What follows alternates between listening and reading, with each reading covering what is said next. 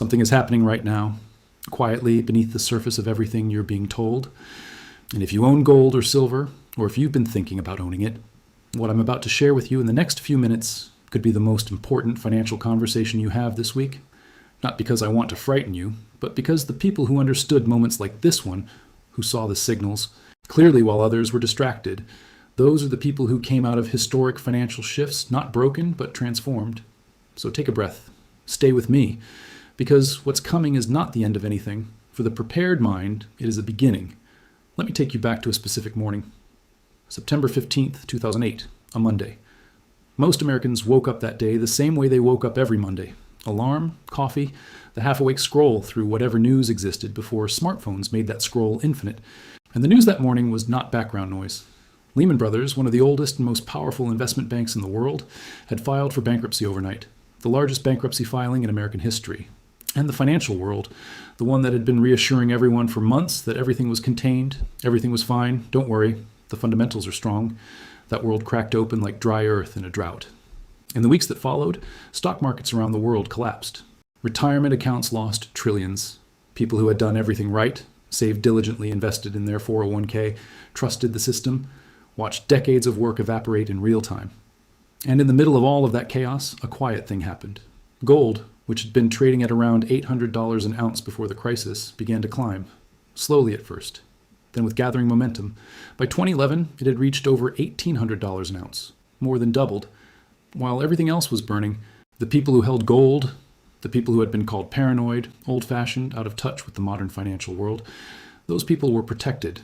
Not perfectly, not without volatility along the way, but protected in a fundamental way that the people who held only paper were not. I'm not telling you 2008 is about to repeat itself. I'm telling you that the conditions that made precious metals the refuge of the wise in 2008, elevated debt, monetary expansion, institutional fragility, geopolitical instability, those conditions exist today in a form that is, by virtually every measurable metric, more extreme than they were in 2007. And if that sentence makes you want to close this video and go back to scrolling, I understand. But I hope you'll stay, because the story of what is coming is not a story of doom. It is a story of opportunity for those who understand it, for those who are ready. Let's talk about what is actually happening right now in the gold and silver markets, because I think clarity, real, grounded, non-hysterical clarity, is the most valuable thing I can give you. Central banks around the world have been buying gold at a pace not seen since the 1960s. Not individual investors, not hedge funds. Central banks, the institutions that manage the monetary reserves of entire nations. In 2022, central banks purchased over 1,000 tons of gold, the highest level in over 50 years. In 2023, that pace continued. These are not the purchases of institutions that are confident in the paper currency system. These are the purchases of institutions that are quietly and without public announcement hedging against the system they themselves manage. Let that sit for a moment. The people who print the money are buying gold. That is not a conspiracy theory. That is a publicly reported fact, documented by the World Gold Council, by central bank disclosures, by the international monetary reporting that most people never read. At the same time, the global monetary system is undergoing a shift that economists are calling de-dollarization, a gradual but accelerating movement by multiple major economies away from the US dollar as the world's reserve currency. Countries including China, Russia, India, Brazil, and a growing number of others have been increasing their trade in non-dollar currencies, building bilateral agreements that bypass the dollar-dominated SWIFT system, and, most notably, increasing their gold reserves as an alternative reserve asset. This does not mean the dollar is about to collapse next Tuesday. It means that the architecture of the global monetary system that has been in place since 1971, the architecture that underlies the value of every dollar in your wallet and every number in your brokerage account, is shifting. And when architecture shifts, the people standing on the ground without a foundation of their own feel it the most. Silver is its own story, and it is a story that is, if anything, more urgent. The industrial demand for silver is accelerating at a pace that the mining supply simply cannot match.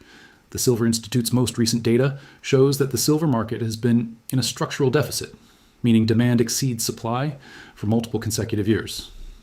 The solar energy industry alone is consuming silver at a rate that is expanding dramatically with every new gigawatt of capacity installed around the world. The transition to electric vehicles is adding another enormous wave of industrial demand, and above-ground silver inventories, which were already depleted compared to historical levels, continue to draw down. This is not a theoretical future condition. It is happening right now. Today, this week. So when the title of this video says, "What's about to hit is beyond scary," I want to be precise about what I mean. It is not scary in the sense of catastrophe. It is scary in the sense that the gap between where gold and silver are priced today and where the fundamental supply, demand, and monetary dynamics suggest they should be priced is, by the analysis of some of the most respected commodities, economists in the world, historically wide.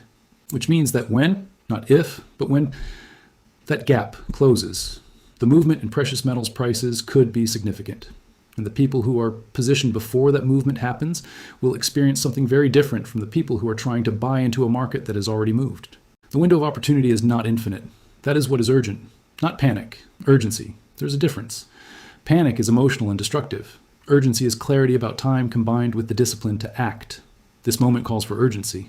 And I want to help you channel that urgency into something constructive, something practical, something that will serve you not just this week, but for years to come.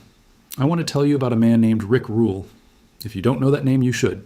Rick Rule spent decades as one of the most successful resource investors in the world, building a career at the intersection of precious metals, commodities, and contrarian thinking. He is not a household name because the people who make serious money in precious metals rarely are. But among the investors who have studied monetary history and resource economics, Rick Rule is spoken of with the kind of respect usually reserved for people who have been right. Consistently, measurably, provably right, over long periods of time. One of the things Rule has said repeatedly in interviews and in public presentations over many years is something that has stayed with me since I first heard it. You are either a contrarian or a victim. Let me say that again because I think it is one of the most important things anyone has ever said about investing. You are either a contrarian or a victim. What he means is this: if you buy what is popular, what is celebrated, what everyone is talking about and excited about, you are almost certainly buying at or near the peak of its value. You are buying from the smart money that got in early. You are paying the price of consensus. And consensus, by definition, has already been priced in. The upside has already happened. What remains is the downside. The contrarian, the person who buys what is ignored, what is out of favor, what the crowd has not yet discovered, that person buys value before it is recognized. And precious metals, for much of the period since the early 2020s crypto boom and the AI stock frenzy, have been relatively out of favor among the average retail investor. Most people under 40 have never bought a single ounce of physical gold or silver. Most people of any age have never held a precious metal in their hand. And that fact, the widespread unfamiliarity, the low penetration of gold and silver into most ordinary people's financial lives, is precisely what creates the opportunity. The crowd has not arrived. The smart money is positioning. Central banks are accumulating. Industrial demand is accelerating. And the supply cannot keep pace. This is the anatomy of a significant move. You are watching it in real time. The question is only what you will do about it. Let me slow down for a moment because I want to give you something that is more valuable than market analysis. I want to give you a framework for thinking, a set of mental tools that will serve you not just in this particular moment, but in every financial decision you make for the rest of your life. Because the investors who have consistently succeeded across multiple market cycles, across economic expansions and contractions, across monetary crises and technological revolutions, those investors are not smarter than you. They are not luckier than you. They have simply developed a way of thinking about money that is different from the way most people think about it. And that way of thinking is learnable, right now, in this conversation. The first principle is what I call permanent value versus temporary price. The price of anything, a stock, a house, a precious metal, fluctuates, sometimes dramatically. But the underlying value of something with genuine utility, genuine scarcity, and genuine human demand endures through all of those fluctuations. The investor who confuses temporary price with permanent value makes decisions based on what something is worth at this moment, in this emotional environment, with this news cycle. The investor who understands the distinction between price and value makes decisions based on what something is worth across time, and is therefore capable of buying when prices are low and sentiment is negative, precisely because they can see through the price to the value beneath. Gold and silver have permanent value. They have industrial utility that is growing. They have monetary heritage that is 6,000 years deep. They have scarcity that cannot be manufactured away. Their current price, whatever it is, as you watch this, is a temporary measurement of sentiment in a particular moment. The value is independent of that measurement. And the investor who understands this principle is capable of looking at a period of price volatility, or up or down, and asking not, what is the market telling me, but what do I know to be true? Those are very different questions, and the answers lead to very different outcomes. The second principle is asymmetric risk. This is the principle that the best investments are not the ones where the potential upside equals the potential downside. The best investments are the ones where the downside is limited and the upside is substantial. Gold has been a store of value for 6,000 years. Its floor, the minimum value it will retain regardless of what happens in financial markets, is established by millennia of human consensus. It has never gone to zero. It has never become worthless. Its downside is bounded by its intrinsic historical value. Its upside in a world of escalating monetary instability could be substantial. That is asymmetry. And asymmetric opportunities, when they are real, are worth acting on with discipline and conviction. Silver has an even more pronounced asymmetry because it has not only monetary value but industrial necessity. A material that is required to manufacture the world's most urgently needed clean energy technology cannot go to zero in a world that is in a global race to install that technology. The downside is bounded. The upside, given this supply deficit and the monetary dynamics, is open. This is not a sure thing. Nothing in investing is a sure thing. But it is a genuinely asymmetric opportunity in a world where most obvious opportunities are already priced in. I want to take a moment to talk about something I know is on some of your minds, because the questions I receive most often are not really about gold or silver. They're about fear. Fear of making the wrong decision, fear of buying at the wrong time, fear of doing something that turns out to be a mistake. And I want to speak to that fear directly with the kind of honesty that I think it deserves. Every significant financial decision carries risk. Everyone. Keeping your money in a savings account carries the risk of inflation eroding its purchasing power year after year. A slow, quiet, nearly invisible risk that most people never account for, but that compounds into enormous losses over a lifetime. Investing in stocks carries the risk of market downturns that can wipe out decades of gains in months. Real estate carries liquidity risk, leverage risk, and the risk of market-specific collapses that can leave you underwater for years. Doing nothing, the choice that feels the safest, carries perhaps the greatest risk of all. The risk of watching the world shift around you while you stood still. Owning gold and silver carries risk too. Price volatility in the short term. The practical considerations of storage and security. The psychological challenge of holding through drawdowns when the price moves against you temporarily. These risks are real, but they are manageable risks with knowable parameters that you can prepare for and navigate with a clear strategy. Compare that to the risk of having no hard asset protection in a world where every measurable indicator of monetary stability is flashing something between caution and alarm. Which risk would you rather carry? The people who came through the 2008 financial crisis with their wealth intact, and in some cases having grown substantially, were not the people who had avoided all risk. They were the people who had chosen their risks wisely, who had diversified into assets that moved differently from stocks and real estate, who had listened to the signals that others dismissed as fringe thinking. They were right, not because they were lucky, but because they had done the work of honest risk assessment and acted on what they found. You can do that work. You're doing it right now by being here. And the conclusions it leads to, if you follow the evidence honestly, are not comfortable and familiar. They are challenging and clarifying. They ask something of you, and what they ask is worth giving. There is a woman I want you to know about. Her name is Lynette Zhang, and she has spent decades as an economist and monetary researcher studying the history of currency systems and their failures. She is not a fringe voice. She is a serious scholar who has spent her career reading the same documents that central bankers read, studying the same monetary cycles that professional economists study, and arriving at conclusions that many of those economists privately share but are professionally constrained from stating publicly. One of the things she discusses consistently, backed by historical data from currency crises going back centuries, is a concept she calls the reset.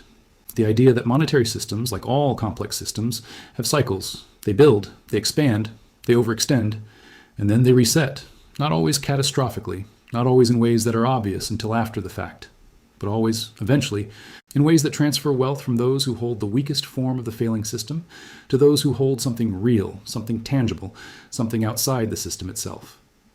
She is one voice among many serious economists who have been watching the current global monetary situation with what can only be described as carefully disciplined alarm. People like Dr. Nouriel Roubini, who predicted the 2008 crisis with extraordinary accuracy. Like Ray Dalio, who has publicly advocated for gold as a component of any serious long-term investment strategy. Like Jim Rickards, a former advisor to the CIA and the Department of Defense, whose work on monetary warfare and gold's role in the global financial system has been taken seriously at the highest levels of government.